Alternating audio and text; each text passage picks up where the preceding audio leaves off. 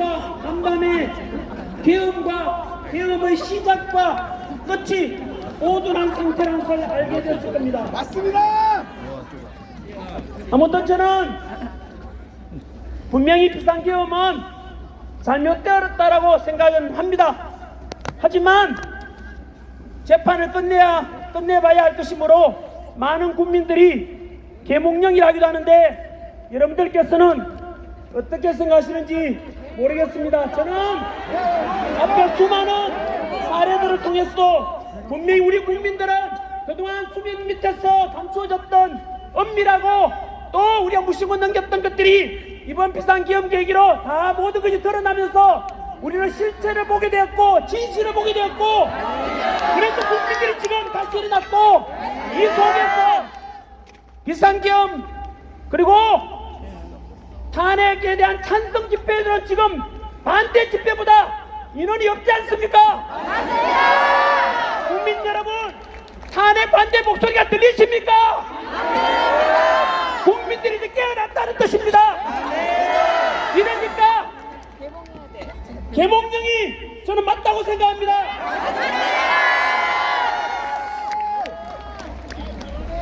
어느덧 이제는 헌법재판소의 시간이 다가왔습니다. 헌법재판소에 대해서 대한민국의 현재 가장 중대한 대통령 심판하는 기관이니까 모든 국민들은 헌재만 바라보고 있고 심판의 결과는 대한민국의 앞날에 너무나 큰 영향을 미칠 것입니다. 부디 헌재만큼은 공소처나 서부지방법처럼 정치적인 오해를 사지 않도록 오직 법과 양심에 따라서 올바른 판단해 주기를 모든 국민들이 바라보고 있고 그래서 다시 헌재의 권위를 되찾을 수 있기를 모두가 바라고 있습니다.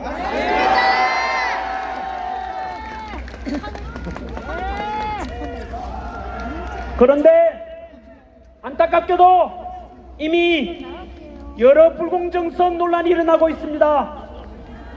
먼저 국회 탄핵소추단이 헌법재판소에 대통령 탄핵심판소추 사유에서 형법상 내란죄에 해당되는 부분을 제외한 것을 두고서 논란이 본격화되었습니다. 국회에서 대통령 탄핵 가결시킬 때 가장 큰 내란 혐의로 국회에서 통과시켰는데 지금 와서 내란죄를 뺀다면 당연히 헌재에서는 대통령 탄핵소추안은 기각심판하고 국회로 돌려보내서 탄핵소추를 다시 하라고 하는 것이 상식 아니겠습니까? 짜장면을 시켰는데 짜장면은 안 나오고 단무지만 나왔습니다. 그런데도 그 단무지가 짜장면이니까 그냥 먹으란다면 어느 누가 납득을 하겠습니까?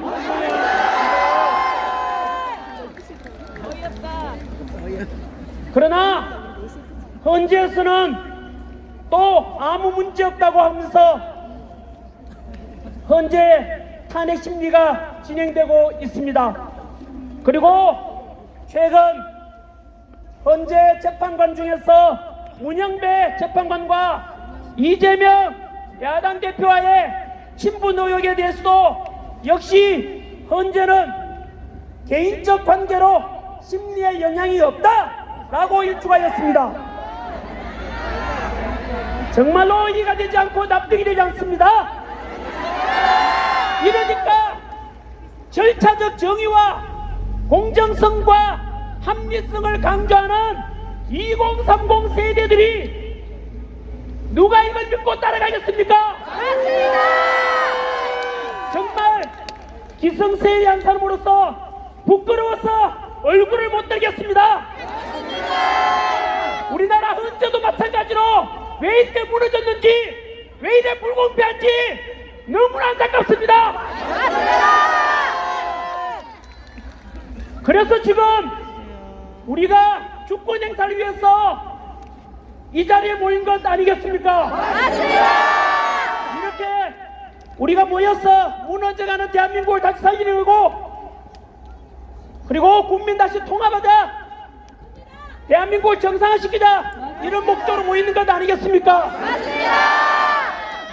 한 번 더 헌법재판소 이미선 재판관은 정확히 말씀했습니다.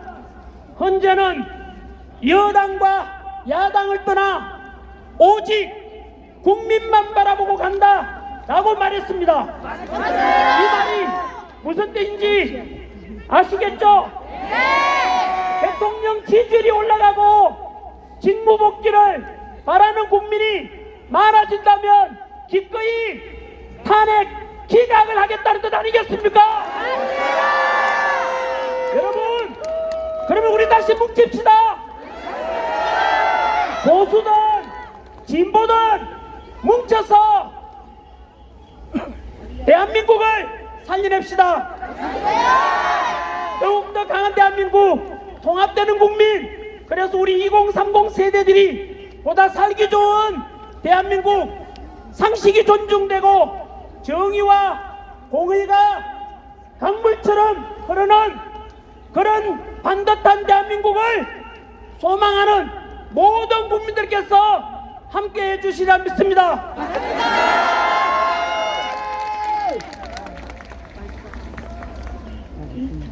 한 번 더 강조드립니다. 비상계엄 직후에 10%까지 떨어졌던 대통령 지지율이 현재 마의 벽이라 했던 100%를 넘었다고요. 40%를 넘었고 오늘 이 시간이 지나면 50%를 넘게 될 것입니다. 그리고 60%가 넘어가면 100% 탄핵 기각이 될 것입니다. 그리고 우리 윤석열 대통령께서는 다시 직무복귀하실 것입니다.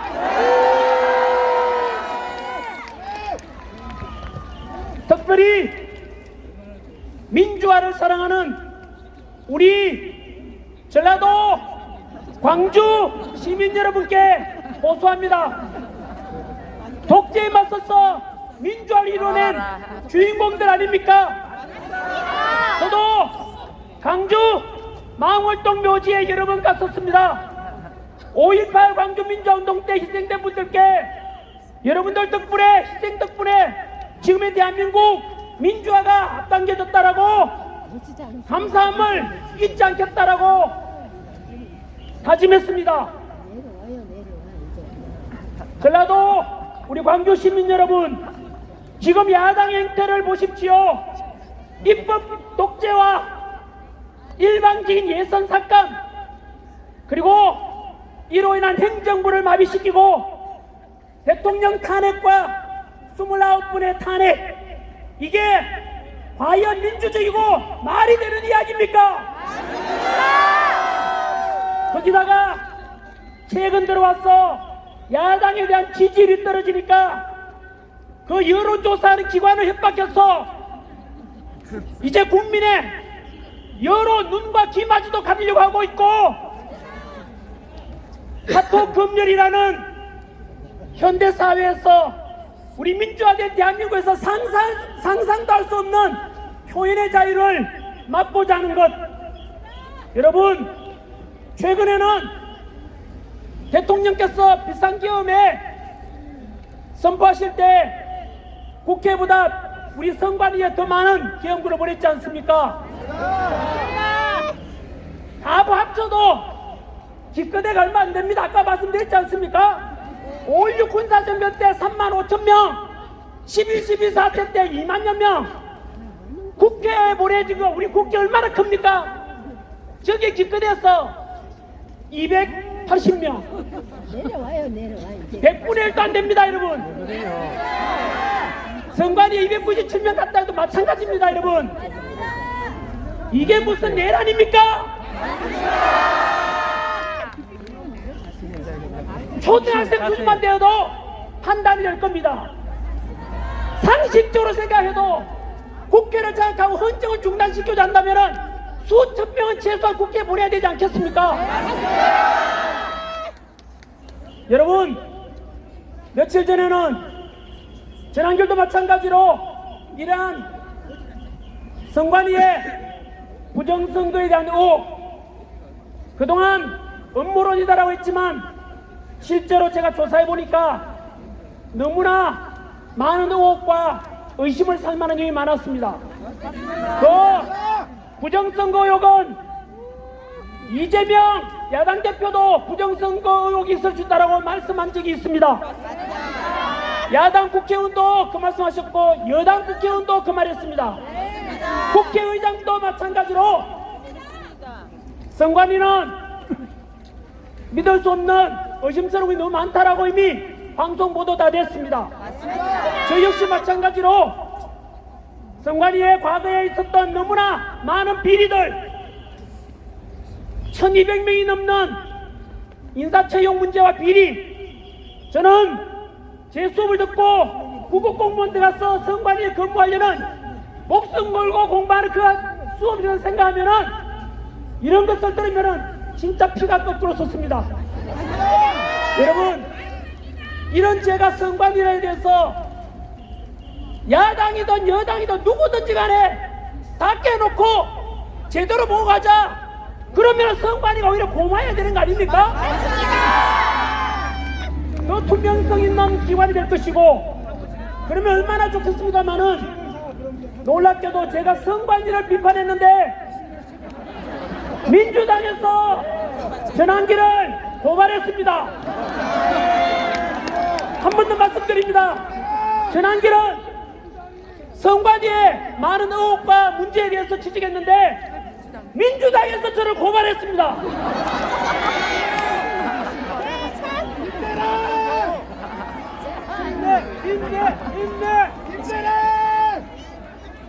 이게 과연 대한민국에서, 선진화된 대한민국에서 과연 민주당이라 이런 말은 그 당에서 이런 짓을 할 수가 있습니까? 어떻게 국민들의 대상으로 카카오톡 금지를 하고 이틀만 가서 표현의 자유마저도 막고자 하는 것 보면 이게 과연 진심으로 민주당 맞는지 의심스럽습니다. 그리고 70년대, 80년대, 우리 90년대 민주화 운동을 해오신 분들께 여쭙고 싶습니다. 우리가 독재에 맞서서 싸우고 이뤄낸 우리가 꿈꿨던 민주화가 지금 민주당이 행하는 이런 모습 맞습니까? 표현의 자유를 말살하고 공정과 상식이 무너지고 꼼수와 반칙이 팽배해지는 모습 다 보고 있지 않습니까? 진정으로 그런 것을 원했다면 침묵하시고, 그렇지 않다면 민주화 운동했던 분들이 들고 일어나고 목소리를 내야 되지 않겠습니까?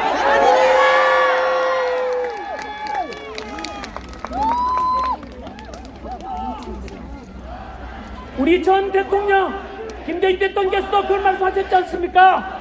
행동하지 않는 양심은 악의 편이다. 이제 전국 교회에서 대학 교수님들도 학계 전문가분들께서도 이제 목소리 내십시오.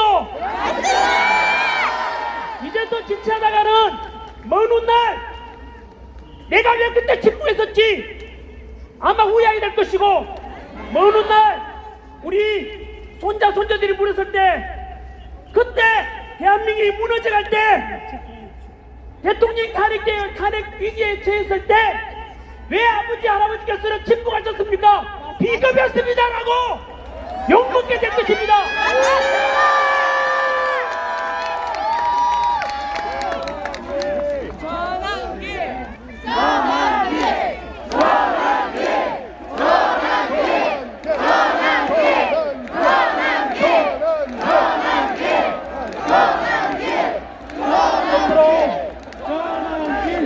이번 대통령 탄핵으로 가장 가까운 우방국 미국의 트럼프 대통령 취임식에도 참석하지 못한 우리 대통령님을 대신해서 우리 국민의 뜻과 목소리를 트럼프 대통령께 전달하고자 합니다. 아마도 자막으로 아마 영상 올라온다면 트럼프 대통령과 미국 국민들도 보게 될 것입니다. 트럼프 대통령님, 제47대 대통령 취임을 축하드립니다. 우리 대한민국 윤석열 대통령과 모든 국민들은 미국을 사랑합니다. 그리고 우리 평화를 지켜주고 계시는 주한미군을 사랑합니다. 그리고 트럼프 대통령을 지지합니다.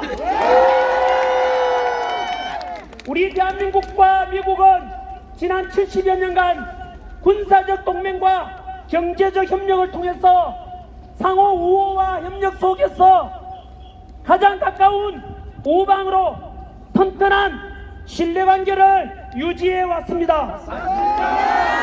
우리 대한민국이 북한 공산당의 침략을 받았을 때 유엔군 이름으로 메가더 장군을 비롯한 미군이 와서 우리 대한민국이 공산화되는 것을 막아주었습니다.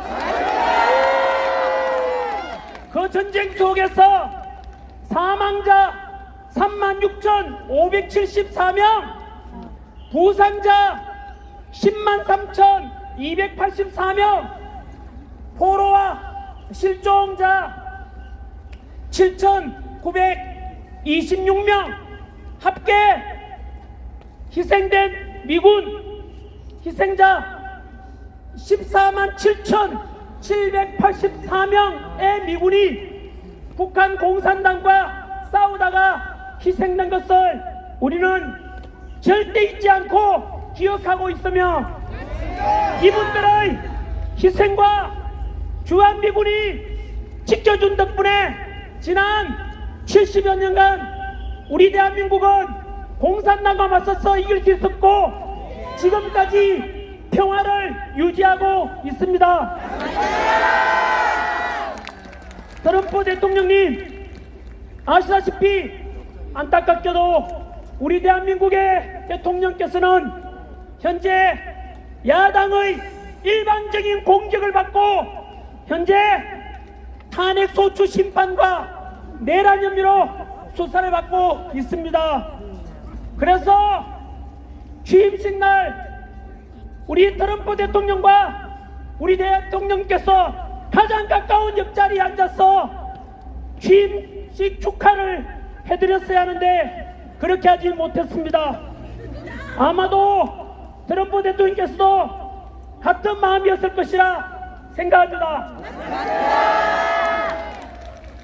트럼프 대통령님, 우리 대한민국 국민들은 현명하며 성숙된 민주화 의식을 가지고 있기 때문에 지금의 탄핵 정국도 무사히 잘 극복해낼 것입니다. 그러나 조금만 기다려 주십시오. 갇힌 윤석열 대통령의 지지율이 현재 50%를 넘어가고 조만간 탄핵이 기각되면 대통령 직무 복귀를 하게 될 것입니다.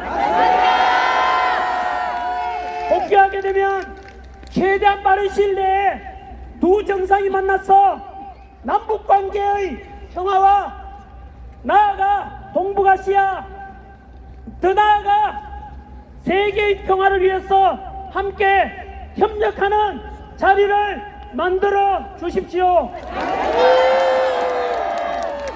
한 번 더 트럼프 대통령의 취임을 축하드리며, 우리 대한민국은 지금까지 가장 돈독한 신뢰 속에서 함께해온 한미관계처럼 앞으로도 언제나 상호 협력을 통해서 세계의 평화에 기여하고, 그래서 재임 기간 동안에 노벨 평화상을 우리 윤석열 대통령과 두 분이서 함께 나란히 수상할 수 있기를 소망하고 기도하겠습니다.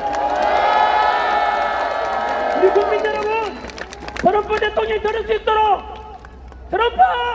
트럼프 외쳐주십시오.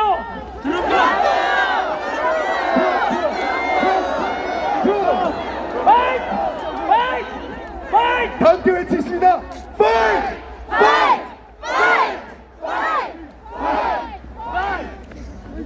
네, 우리 소망과 기도는 하나님께서 꼭 전달해 주리라 믿고 응답이 있을 것이라고 확신합니다.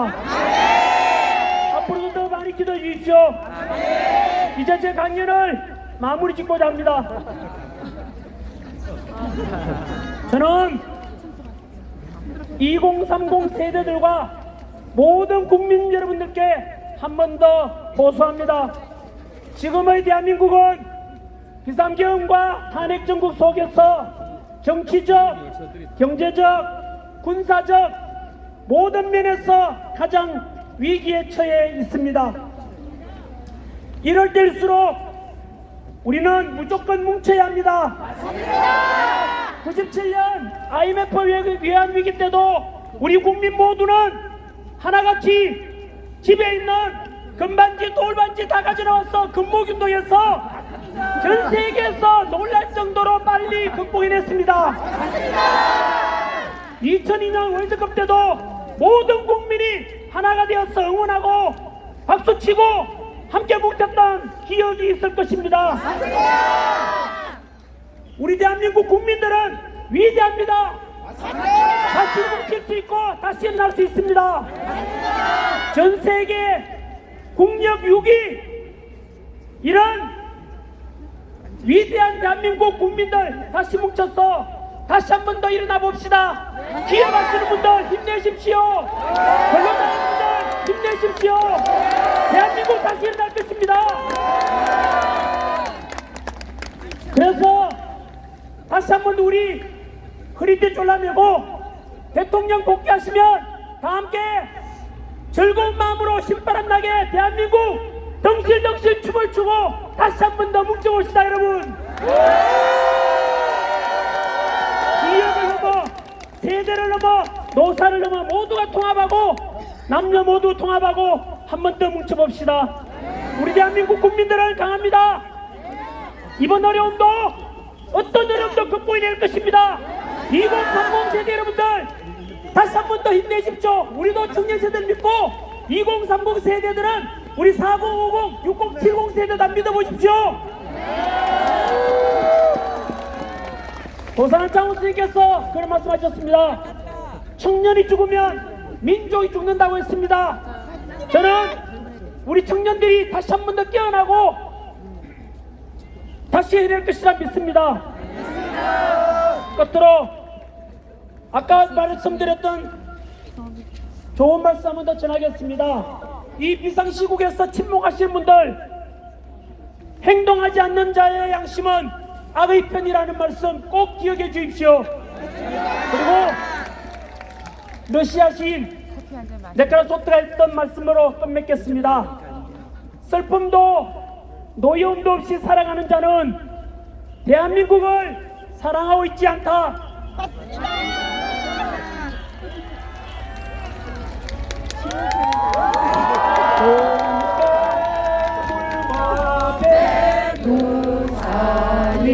마르고 닳도록 다 함께 일어나서 여기까지 부르겠습니다. 하나님이 보호하사 우리 나라 만세. 무궁화 삼천리